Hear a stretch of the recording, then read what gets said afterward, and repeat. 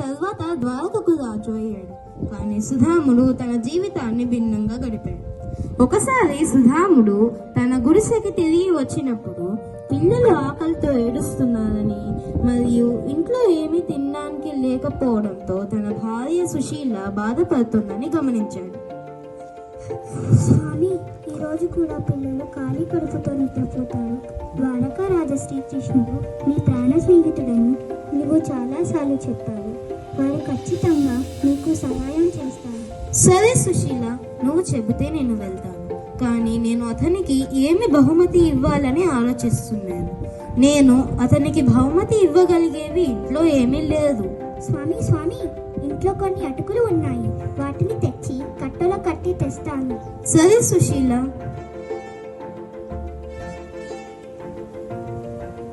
తీసుకోండి. క్షేమంగా వెళ్ళి లాభంగా రండి. సరే సుశీల, నేను బయలుదేరుతాను.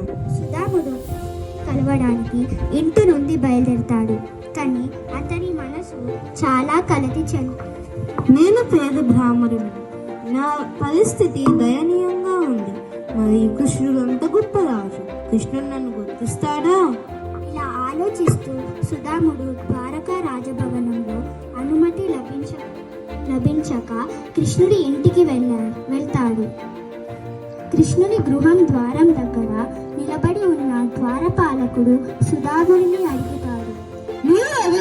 మరియు మీరెవరిని కలవాలనుకుంటున్నారు? నేను సుధాముడిని మరియు ద్వారకరాజైన శ్రీకృష్ణుని కలవాలనుకుంటున్నాను. ద్వారకరాజు మీకు ఏమి మేలు చేయగలరు? నేను కృష్ణుని స్నేహితుడు.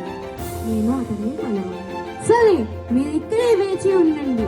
నేను మీ రాక గురించి రాజుగారికి తెలియజేస్తాను. సుధాముడు తనని కలవడానికి వచ్చాడని కృష్ణుడు విన్న వెంటనే, సుధామా, మీరు నన్ను కలవడానికి వచ్చారు. ఇంతకన్నా సంతోషం ఏముంటుంది? అంటూ కృష్ణుడు సుధాముడిని తన గృహంలోనికి తీసుకొని వెళ్ళాడు. సుధామా, చాలా కాలం తర్వాత కలిశాం. ఖచ్చితంగా మీరు నాకు ఏదో బహుమతి తెచ్చుంటారు.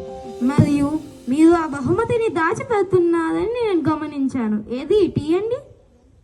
కృష్ణుడు కుతూహలంతో ఆ మూటను విప్పి అందులో ఉన్న అటుకులను చూసి ఆనందంతో, సుధామా, ఇంతకాలం తర్వాత కూడా నా ఇష్టాన్ని గుర్తు పెట్టుకున్నావా? నువ్వే నిజమైన స్నేహితుడు సుధామా అంటూ ఆ అటుకులను తింటాడు. సరే కృష్ణ, ఇంకా నేను బయలుదేరుతాను. సరే సుధామా, మళ్ళీ కలుద్దాం అంటూ కృష్ణుడు గృహం నుండి బయలుదేరిన సుధాముడు తన మనసు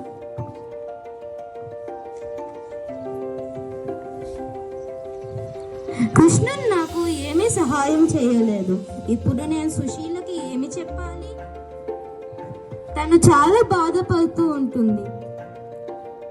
లాంటి ఆలోచనలో కూరుకుపోయిన సుధాము తన ఇంటికి తిరిగి వచ్చాడు.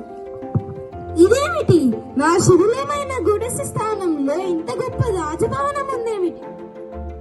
స్వామి, మీరు ద్వారకా వెళ్ళిన వెంటనే ఒక రాత్రి అంతా మారిపోయింది. లక్ష్మీదేవి మనపై తన అపారమైన అనుగ్రహాన్ని కురిపించింది. కృష్ణుడు నా స్నేహం యొక్క గౌరవాన్ని గుర్తించి నేను ఏమీ చెప్పకుండానే అర్థం చేసుకున్నాడు. ఎట్లయినా కూడా కృష్ణుడు ఒక నిజమైన స్నేహితుడు. కృష్ణ, నిజమైన స్నేహంలో ఉన్నత నీచ అనే తరువాయం ఉండదని ఈ నాటకం ద్వారా తెలుసుకున్నాము. అలాగే నిజమైన స్నేహితుడు తన స్నేహితుడి సమస్యను అర్థం మాట చాలు కొన్ని యుద్ధాలను ఆపడానికి, చిన్న చూపు చాలు కొన్ని బంధాలను నిలపడానికి, ఒక స్నేహితుడు చాలు మీ జీవితాన్ని మార్చడానికి. అందరికీ స్నేహితుల దినోత్సవ శుభాకాంక్షలు.